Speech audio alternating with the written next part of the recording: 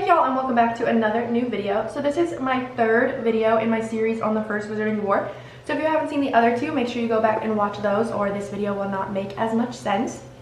And where we are at in the story is when Tom Riddle becomes fully immersed in the dark arts. So between the years of like 1961 and 1968, little is actually known about Tom Riddle's exact activities, but we do know sort of some generalities.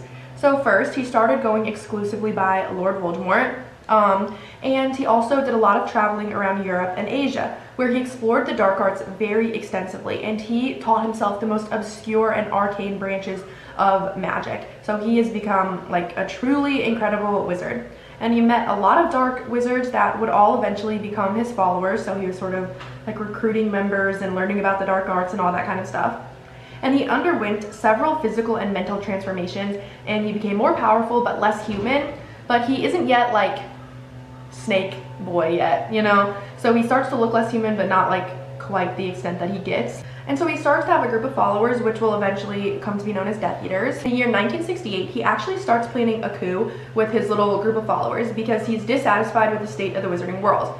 And he starts wearing a cloak that completely covers him, though he wasn't yet like fully like snake-like. He was, I don't know, like hiding his identity, or maybe he just wanted to look scary. And he told his followers that to truly create a world of peace and power, that the old regime needed to completely be torn down and there needed to be a new world order. So what does this sound like to you guys? JKR has said that she very often used the story of like Nazi Germany. And this new world order would only be run by those who were pure-blooded and shared their idealism, and that those should be like the only people allowed to live, and that like muggles and muggle-borns should either like all be killed off or should be enslaved. So this was kind of his rhetoric, but truthfully he didn't even really care about that. He just wanted to amass as much power for himself as he could and be this like immortal and completely all-powerful leader. So he was crazy. Okay. So he also designs the Dark Mark and has it magically branded onto his followers, and this is so that he can call them whenever he wants from wherever he is. And he also begins to establish relationships with giants and werewolves, who they did view as lesser forms of people, if you would even call them people, like lesser species. And well, werewolves are definitely people, but you know, lesser species, but he saw them as useful tools because of their like strength and stuff like that. So Tom Riddle designed the Dark Mark. He sat in his room and drew it up. I know, he's lame. He's like cringy and scary. Aren't they all? He's just like a school shooter. Yeah. Okay. So at this time, what am I saying? Okay, so at this time, dark activity is rising in Muggle Great Britain. And Voldemort is killing off homeless muggles whose deaths go unnoticed, which is so sad. And he then is reanimating their corpses using necromancy. And this is how he creates all those Inferi, which are basically like he has an army of them. And in the 1960s, the wizarding world, much like the Muggle world, is going through a time of a lot of social progress, but just like in the Muggle world, it's met with a lot of resistance. So for example, in 1962, Nobby Leach becomes the first Muggle-born Minister of Magic, and this sounds great and very progressive, but some members of the Wizengamot resigned in protest. So just like in the Muggle world, progress met with resistance. And in 1965, Fenrir Greyback, who is that very infamous and brutal werewolf, kills 2 Muggle children and somehow manages to avoid going to jail for this. And he also injures the son of a high-ranking minister official and avoids going to jail for this. And so in response, Lyle Lupin, who works in the Department of the Regulation and Control of Magical Creatures, he goes and makes this statement saying that all werewolves are soulless, evil, and deserving nothing of death. Which, I mean, Fenrir Greyback maybe, but that was still like a pretty harsh statement. And so in response, Greyback attacks his 5-year-old son, Remus, and infects him with lycanthropy. So that is how Remus Lupin becomes a werewolf. And also at this time, the Ministry enacted a ban on the experimental breeding of dark and dangerous creatures, which was heavily supported by Newt Scamander. And by 1971, Dumbledore had become headmaster of Hogwarts and the Supreme Mugwump of the International Confederation of Wizards.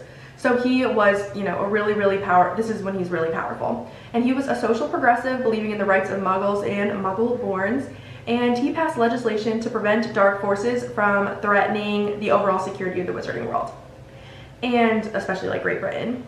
And so this actually like made it more difficult for Voldemort. Some of this legislation made it more difficult for Voldemort to like kind of start to enact some of his plans. And so this is when he already kind of didn't like Dumbledore like his whole life, but now he's starting to really hate him.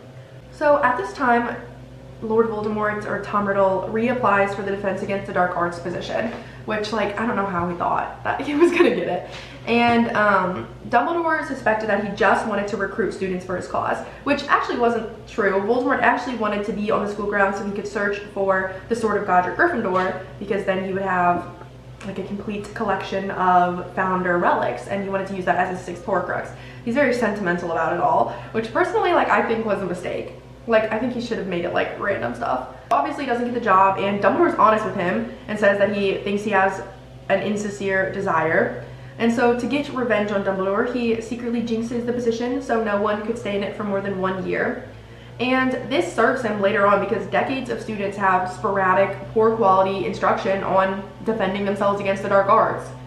And so while there, he did put the diadem in the room of requirement because he foolishly believed that nobody else would be able to find it, because he thought like that junk room only appeared for him, which obviously we find out is not what is actually true.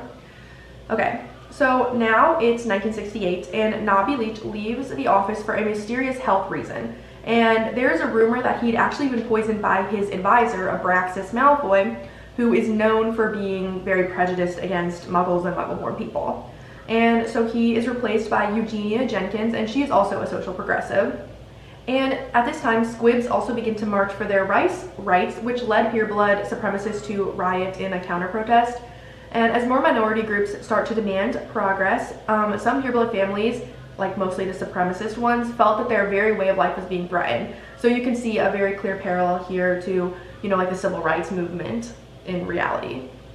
And so even those that didn't join the Death Eaters did support Voldemort and his cause. And so that is where we are going to stop for today. So make sure you are following me on TikTok if you want to see daily Harry Potter content, and come back in a few days to hear all about the Dark Rebellion. Until next time, bye y'all.